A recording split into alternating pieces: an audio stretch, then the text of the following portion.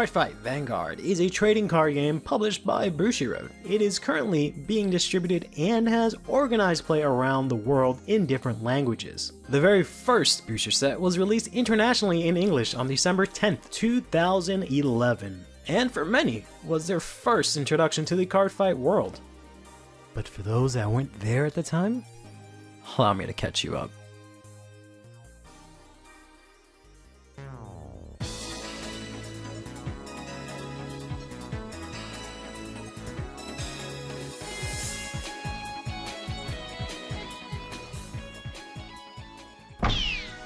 And if you need to get your cards for the upcoming set, please check out Saga Concepts. You can use the link in the description below to help yourself and help the channel out. Cardfight Vanguard is a card game where two players compete to be the first to inflict 6 damage to the other player in order to win. Much like a battlefield, you have a main leader called the Vanguard. This unit is the heart of your battalion and represents you in the fight. Your Vanguard has different types of supporting units in its army called rearguards, which can power up other units, defend them from harm, and perform other unique abilities. One of these types of units are trigger units, which are recognized by their yellow bottom trim and the symbol in the top right corner. These units work directly with your Vanguard to sway the entire flow of the battle. Your Vanguard is special in that when it declares an attack or is hit when it attacks, you get to perform a check. This check allows you to reveal the top card of your deck. The purpose of this check is to see if any of the revealed cards are trigger units. The symbol on a trigger unit activates an effect when revealed during these checks, as well as allowing the revealer to give a unit power till the end of the turn. There are 4 types of triggers. There's the critical trigger, which increases the damage a unit can deal this turn by 1. The draw trigger, which allows you to draw 1 card. The stand trigger, which lets one of your units attack again this turn. And finally, the heal trigger, which allows you to heal 1 damage. In Vanguard, when an attack is declared, the player being attacked has an opportunity to guard, using their cards in hand, and sometimes from other places.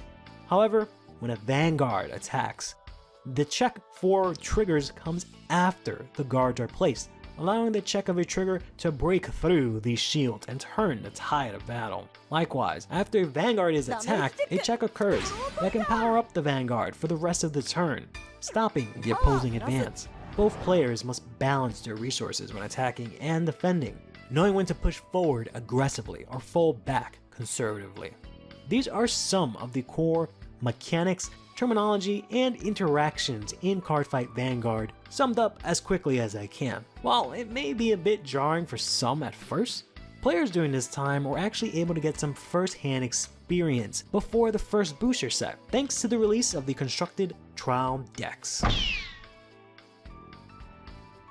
On December 3rd, 2011, the first 2 trial decks for Vanguard were released. Trial Deck 1, Blaster Blade, and Trial Deck 2, Gigantic Overlord. The Blaster Blade trial deck was based on Royal Paladin, while the Gigantic Overlord one was based on Kagro, 2 of the clans of Vanguard. Clans are like Vanguard's color system. All cards are from a clan, and each clan has playstyles or certain mechanics exclusive to them. Royal Paladins are typically focused on swarming the field or filling up the board with their units. These units also have abilities that give them power the more you fill up your field. The main strategy in a trial deck seems to have been to ride into your Gancelot, who could get extra power and an additional critical, which let it deal 2 damage instead of 1. You can push for game with this or with your Brigide's ability to get some extra power during drive checks. Vanguard doesn't have a mana system, but instead players must gradually level up their Vanguard by riding a stronger one each turn at the start of the turn. You start from grade 0 and work your way up to grade 3. If you've never played Vanguard from the start, it's important to know that unlike modern Vanguard, where your deck is focused around a singular grade 3 Vanguard that often never changes, during these times you actually had to play different options. This format had no ride deck, and no consistent ways to get your desired grade 3 at the start. You had to ride whatever you got on that 3rd turn. You could also ride into a different grade 3 if it was more advantageous down the line. This meant playing backup Vanguards in your deck. The Blaster Blade trial deck came with Gancelot and Brigitte that both had skills when they were the Vanguard, while the Gigantic Overlord trial deck had Overlord and Goku. In general, the Blaster Blade trial deck was weaker compared to its competitor. You even had cards that contradicted each other, with Morgana getting extra power when you discarded a card, while Randolph gained power if you had more cards in your hand than your opponent. Between the two trial decks, the Gigantic Overlord deck was clearly much stronger, as the two units mentioned just now, Overlord and Goku, would become the key card in the most popular deck at this time. That being said, these trial decks were just an appetizer for the main course to come. On December 10th, 2011, we finally received the very first Cardfight Vanguard booster set in English, titled Descent of the King of Knights. This set introduced several different clans. However, it was mainly focused on the 4 played by the main characters in the anime: Royal Paladin, Kagero, Oracle Think Tank, and Nova Grappler.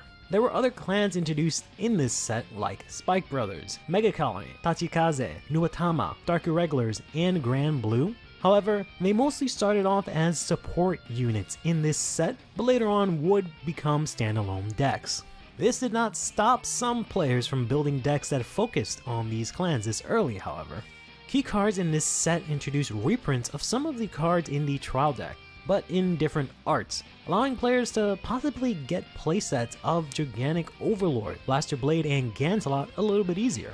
Through this set, Royal Paladin received the King of Knights, Alfred. This card for Royal Paladin solidified the clan's playstyle of swarming with units and powering up the more units you had. Alfred did both of these, as it would gain attack for each unit on board at the cost of not being able to be boosted when it was the Vanguard. It also had the skill to call out any unit from the deck after paying a cost. The other key boss unit from the other two main clans featured in this set, Nova Grappler and Oracle Think Tank, were Ashura Kaiser and CEO Amaterasu, respectively. The latter of which had one of the new abilities focused on in this set, Mega Blast. This is a skill where after paying a massive cost that could only be paid late in the game, you would receive a massive effect. CEO Amaterasu was from Oracle Think Tank, a clan that mainly focuses on divination and drawing cards. Amaterasu's Mega Blast was rightfully fitting, as after successfully hitting an attack and paying the cost, the player could draw 5 cards. This was not draw until you had 5 cards in your hand, this was draw 5 cards regardless of your hand size. Some of the other Mega Blast effects included retiring 3 of your opponent's rear guards in main phase, or just retiring all of them in battle, or even restanding all of your units, which allowed them to attack again. Not all clans received a Mega Blast card, as some of these clans were merely introduced in this set to fill up a player's deck. This is because originally you could play any card in your Vanguard deck, not just the ones from your clan. This allowed players to, for example, use cards like Rock the Wall in their Nova Grappler deck to use its ability and feel the cost of their late game Mega Blast push, as we saw in the anime. However, there were several cards that incentivized you to play cards of the same clan, as their effects would only work on cards of that clan, or if your Vanguard was of that clan. This is the case for the first 3 Sentinels released in this set. These are grade 1 cards with lower attack than usual that had an ability where you could discard a card from your hand to choose a unit being attacked and essentially nullify that attack for that battle. These are what we call perfect guards, or simply PGs in the modern day, a required staple in modern decks run at 4 copies. However, of the 4 mainly supported clans in this set, only 3 received this staple card, a staple that wasn't even played at max copies in these early stages of the game. This seems to be due to 2 factors. One was players not seeing the worth of playing max copies of a card that required you to discard and could only be used from your hand. The other being these cards were difficult to pull and were some of the most expensive in this set. This would be the part where I transition into talking about the specific decks that were played. However, I haven't been able to find any actual deck list from this time. I do have some knowledge on what kind of decks were played, however. By far the most popular and strongest decks of this time came from Kagero, followed by Royal Paladin. Aside from benefiting greatly from having the 2 trial decks that I mentioned, what made the clans even more popular was that they had access to additional triggers. Players were technically allowed to include cards from any clan in their deck, but the trigger units had a restriction. The rules originally stated that a trigger effect could only activate if you had a Vanguard or Rearguard of the same clan as that trigger. This worked in favor for Royal Paladin and Kagero as they had the most triggers of each of the clans available, thanks to this set having an extra copy of each trigger for them. This meant that Royal Paladin and Kagero could play what was considered the strongest trigger, Critical Trigger, while other clans didn't even have access to all 4 trigger types until later. The extra critical trigger was also unique in that it allowed them to superior ride or skip forward in time. You can only ride a card as your Vanguard once per turn at the beginning of your turn normally, and that card has to be equal or 1 grade higher than the previous Vanguard you had. Your Vanguard's grade dictates what cards you can play on board from your hand by calling, as they had to be equal or less than your Vanguard's grade. However, superior ride allows you to ride again in a turn. So, starting a turn on grade 1, riding up to grade 2 normally, then superior riding to a grade 3, giving you access to cards you weren't supposed to be able to play until next turn. Royal Paladin's critical trigger from set 1 was called Future Knight Lu, which allowed you to pay a cost and use itself and 2 other specific cards to superior ride into the grade 2 Blaster Blade from your deck. This could be achieved by using Barkle's effect to call out one of the cards from your deck. Barkle itself was another one of these specific cards required by Lu and was a starting Vanguard with the ability Forerunner, which meant it could call itself out when you rode over it. These starting Vanguards are always referenced by this ability, making them Forerunners. This meant you always had access to Barkle from the start of the game. While I hyped up superior riding as something very strong, superior riding with Lu was not. You could only do this if you were on grade 1, and then you lost a lot of card advantage by losing 3 cards to go to grade 2, which you could have normally done this turn if you rode a grade 2 from your hand. This did have the benefit of allowing you to ride a grade 2 from your deck if you didn't have one in hand. You could also reduce the amount of grade 2 units you played in your deck to play other cards, as did the Crimson Butterfly Brigitte deck.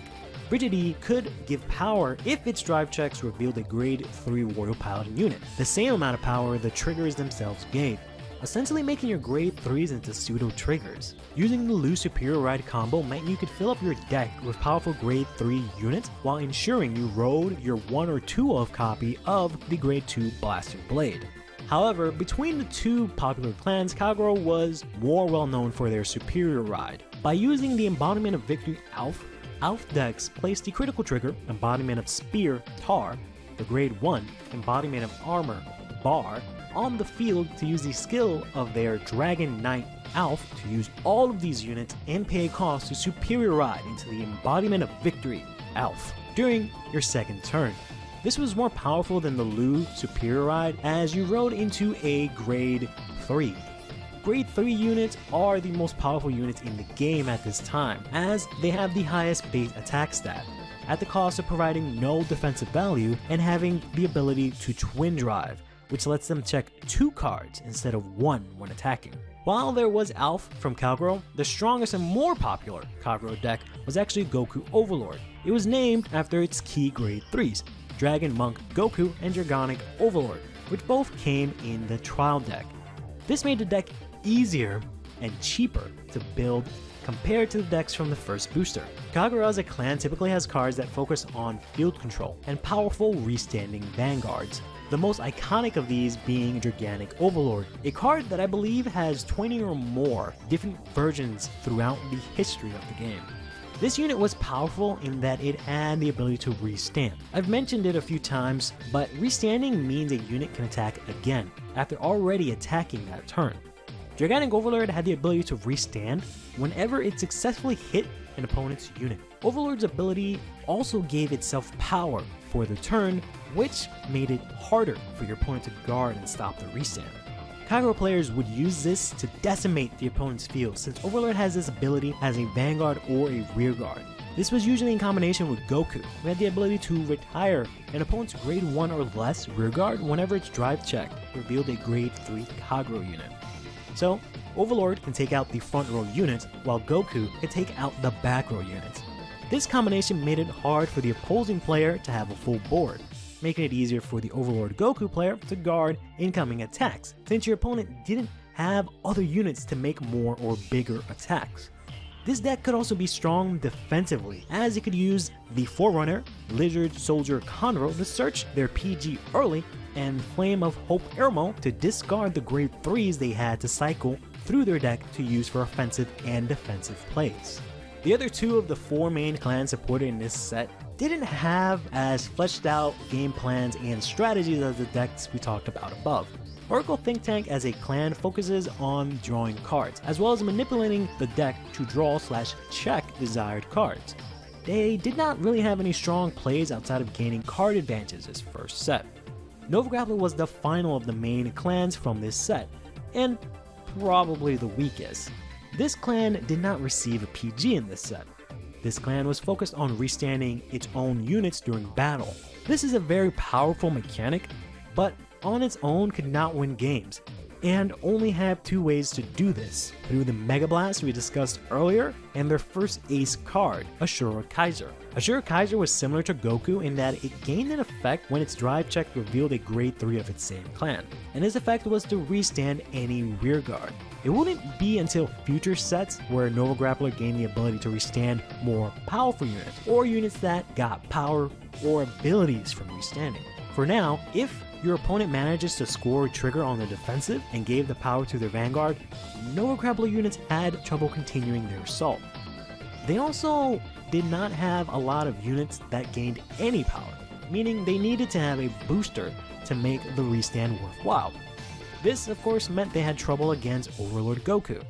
The deck could be incredibly threatening when the opponent was on 5 damage however, and also had access to 2 different stand triggers, making the deck very aggressive from the starting turns of a match.